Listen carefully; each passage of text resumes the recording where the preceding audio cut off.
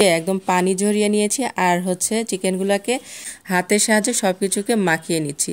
এতে করে আমি একদম অন্যরকম ভাবে এবং খুব সহজে নেড়েচেড়ে স্ক্রাম্বলের মতো তৈরি করে নিয়েছি। দেখতেই পাচ্ছেন একদম মানে কি দোকানের মতো দেখতে মনে হচ্ছে। প্রায় 7-8 মিনিটের মতো ভেজে নিয়েছি। এতে কিন্তু হয়েছে আর খেতে কিন্তু মাশাআল্লাহ অসাধারণ হয়েছিল। আসসালামু আলাইকুম বন্ধুরা, সবাই কেমন আছেন? নতুন একটা ভিডিওতে আবারও আপনাদেরকে স্বাগত জানাচ্ছি। তো আজকে আমি হচ্ছে এখানে চিকেন ফ্রাই বানাবো।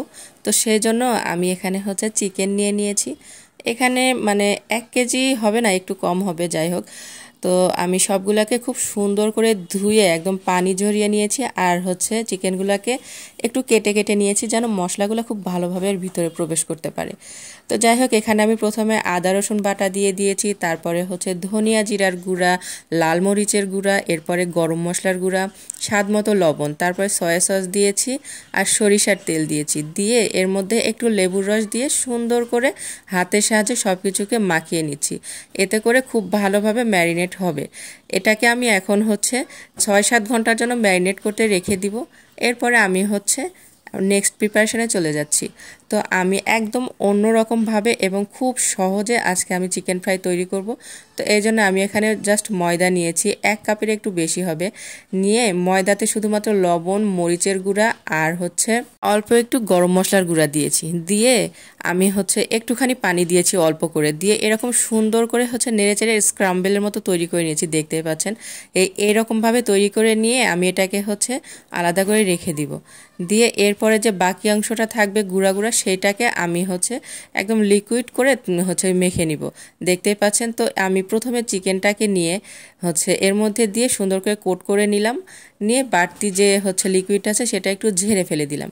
দিয়ে এরপরে আমি যে হচ্ছে ইয়াটা তৈরি করে রেখেছি, মানে আটার যে স্ক্রাম্বলটা তৈরি করে রেখেছি, সেটাতে দিয়ে আমি হচ্ছে একদম কোট করে নিব। আর এটা দেখুন কতটা সুন্দর আর কতটা সহজ, একদম মানে কি দোকানের মতো দেখতে মনে হচ্ছে না?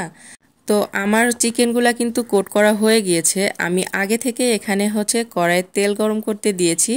তো এই তো তেলটা কিন্তু একটু ভালো করে গরম করে নিতে হবে। এরপরে আমি হচ্ছে চিকেনগুলা ছেড়ে দিব।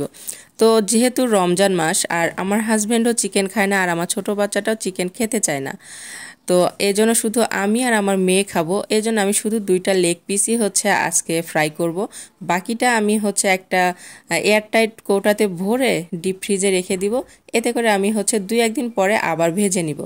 তো যাই হোক, এই তো আমি কিন্তু হচ্ছে প্রথমে ফ্লেমটাকে হাইতে রেখেছিলাম। এরপরে কিন্তু আমি মিডিয়াম টু লোতে রেখে প্রায় 7-8 মিনিটের মতো ভেজে নিয়েছি। এতে কিন্তু চিকেনটা পারফেক্ট কুক হবে এবং উপরটা অনেক বেশি ক্রিস্পি হবে। আর কালারটা দেখুন কতটা সুন্দর এসেছে। আর এর ভিতরে কিন্তু কোনো কাঁচা নেই। তো রমজান মাস যেহেতু, আমি এখন আর হচ্ছে ভেঙে দেখাতে পাচ্ছি না। তো যাই হোক, আপনারা দেখেই বুঝতে পারছেন কতটা সুন্দর হয়েছে। আর খেতে কিন্তু মাশাআল্লাহ অসাধারণ হয়েছিল। আমার মেয়ে তো অনেক বেশি পছন্দ করেছে। তো সবাই ভালো থাকবেন। আল্লাহ হাফেজ।